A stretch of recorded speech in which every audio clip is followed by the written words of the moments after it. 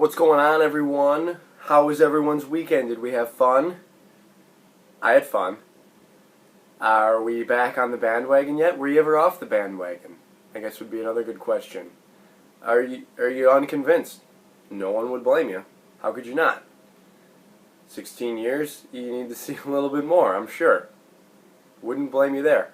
Are you convinced? I think that's a very low percentage of people.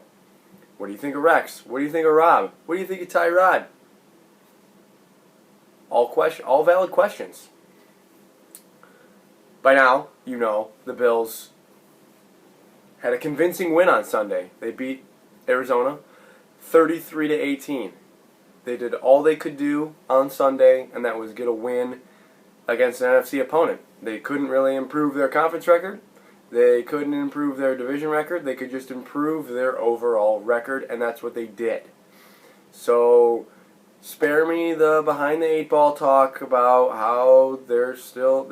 I know. I get it. They are still behind the 8 ball at 1-2 and 0-2 in the conference and 0-1 in the division. But that's... I brought it up in the video last week. That's neither here nor there right now because they can't change the past. All they could do on Sunday was win. They did. It was encouraging to see them win without their best player on offense and their best player on defense. Sammy Watkins didn't play. Marcel Darius didn't play. Maybe their best complementary players in Cordy Glenn. You know, not by complementary players, I mean not... you know what I mean.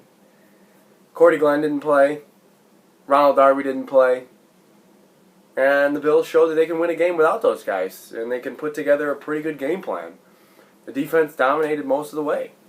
They allowed only 2 yards of offense in the first quarter. They didn't allow a first down for like the first 15 minutes of the game. Or 20 minutes of the game, I mean. Carson Palmer was terrible. And I think that was more on the Bills than it was on him just being off. A little bit discouraging to see that Arizona still ended up outgaining the Bills in first downs and yardage. But not in points, where it matters most. And obviously they were playing from behind, and the Bills were running the football to try to win the game, basically. And, you know, so that is bound to happen, I suppose, considering how early in the game it happened, like third quarter.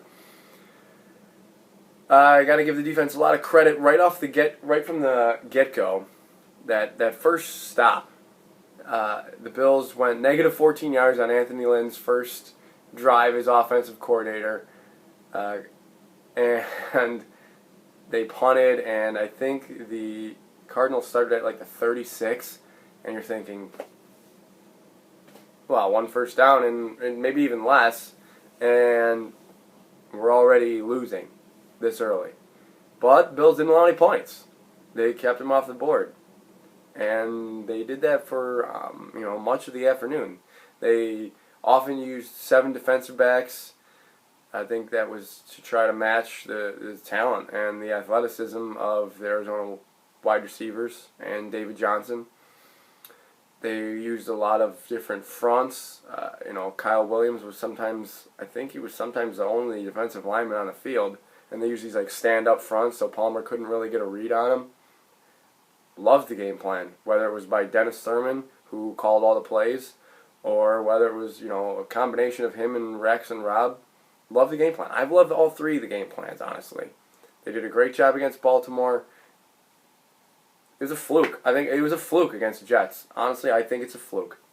And they did a great job on Sunday against the Cardinals. I thought Gilmore bounced back very well after what was probably his worst game as a Bill. I talked about Kyle Williams. He played awesome. Got to give credit to both the Browns at linebackers, Zach and Preston.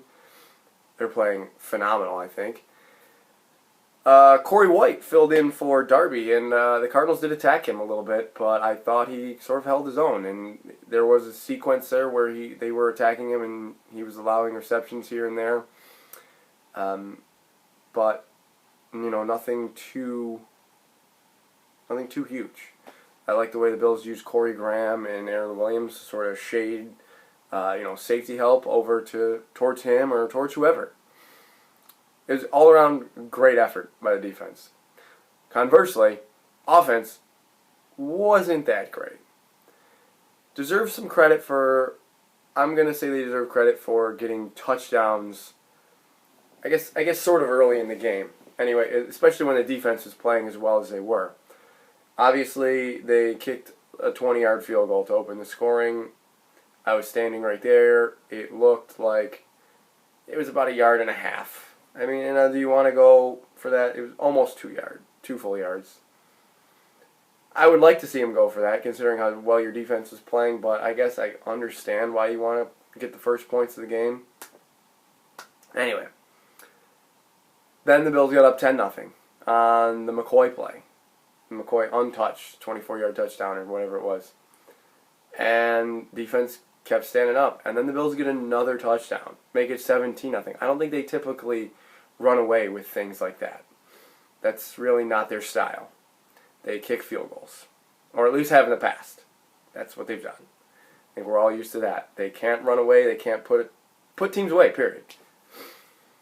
Not that they necessarily put Arizona away, because there were some kind of sweaty moments there at the end, even though they were up 2 scores, but they did. The defense then did put them away. Tyrod was, again, under 200 yards. Weirdest stat. When he throws for less than 200 yards, the Bills are 7-1. And when he throws for over 200 yards, the Bills are 2-7. Is that the guy you're going to pay $27 million to? Is that your franchise quarterback? I don't know. He did add 76 yards on the ground. It was obviously largely on 2 plays, but both of those plays set up points. One was actually a touchdown.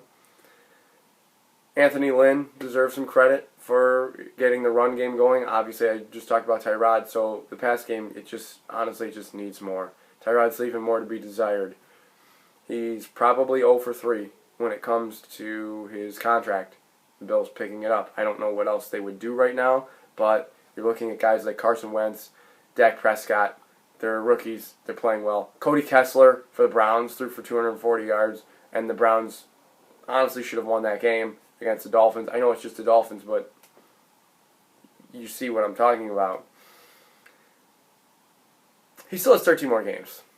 And the next one is always the biggest, but this next one is big. As far as Sunday goes, it's just good to see the Bills win at home against a team that honestly should have beat them. A team that's more talented. I would say they're more talented. They were in the NFC Championship game last year, and they flipped their game plan on them. They like to they like to be aggressive and blitz, but the Bills were getting to the line quick and wouldn't let them set up, and then they got them playing from behind. So defensively, they're not being as risky because they can't allow any more points. I liked it. I liked it a lot. But it's Patriots week. Of course, they're 3-0 with 2 different starting quarterbacks, both of them not named Tom Brady. They always win when they're not supposed to. Always. From the Bills' perspective, they got to look at it as a real chance to sort of jump back into this thing, sort of erase the 0-2 start. 3 months ago, whenever the Tom Brady suspension was announced, we looked at this Patriots game as a very winnable game, and you have to believe it still is. You really do. They don't have Tom Brady. As great of a coaching job as Bill Belichick has done with this team, shutting out the Texans. They looked like a complete joke. They were completely absent the entire time. Miami, I don't think, is good to begin with. But and they got up with Garoppolo. But winning against Arizona on the road and, out of nowhere, even though Arizona probably should have won that game, gotta give him credit for that. As good of a job as he's done, he doesn't have his trump card. He doesn't have Tom Brady.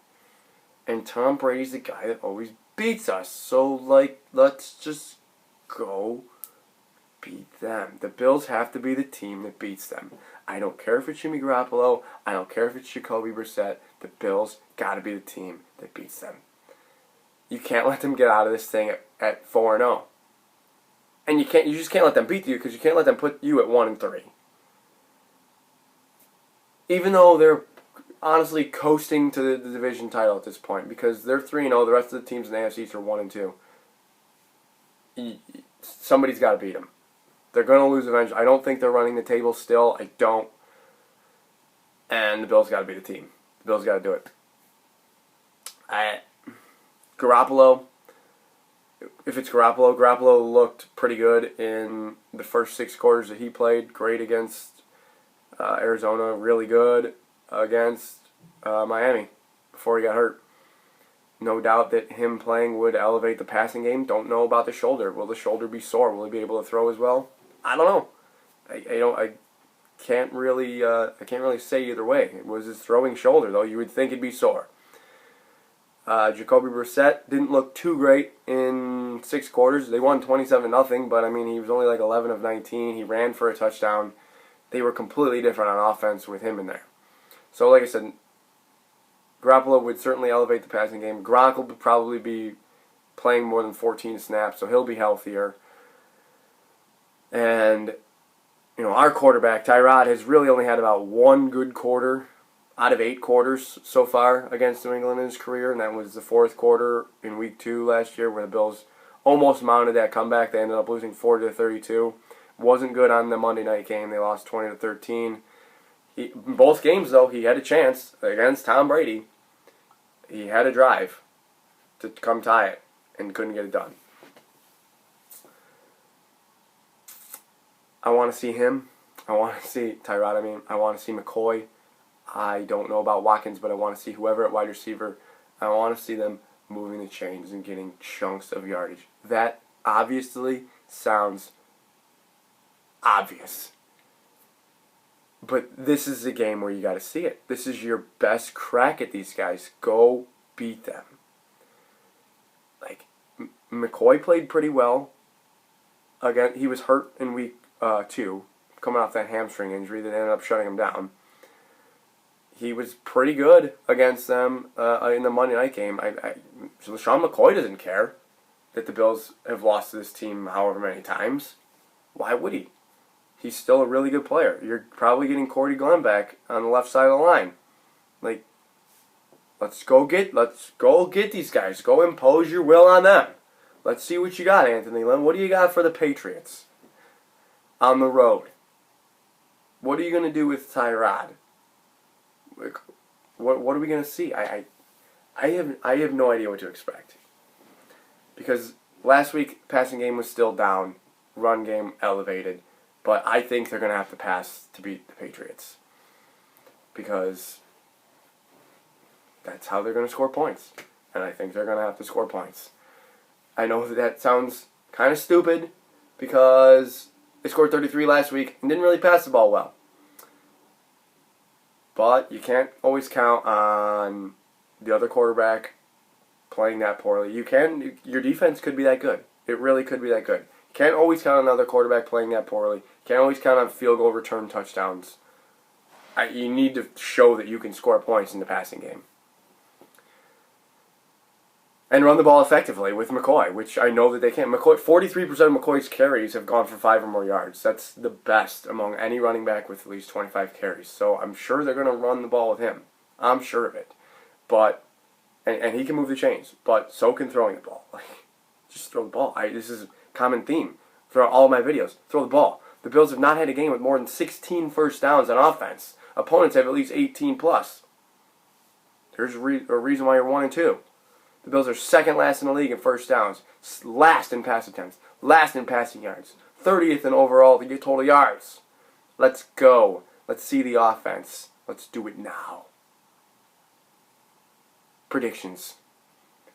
If it's Jimmy Garoppolo, the Bills lose 20-16. If it's Jacoby Brissett, the Bills lose 20-16. How is that? How is that for, building some suspense? Patriots 2016 doesn't matter who plays quarterback. It hasn't yet. Why would it now? Please let me be wrong. Please let me be wrong. Guys, let me know what you think. Hit me up on Twitter. Handle, same as the username for YouTube. Hit me up here. I answer a lot of comments. I've been getting a lot of comments, a lot of views lately. I appreciate all of you. I want you all to enjoy your weekend, but above all else, go Bills.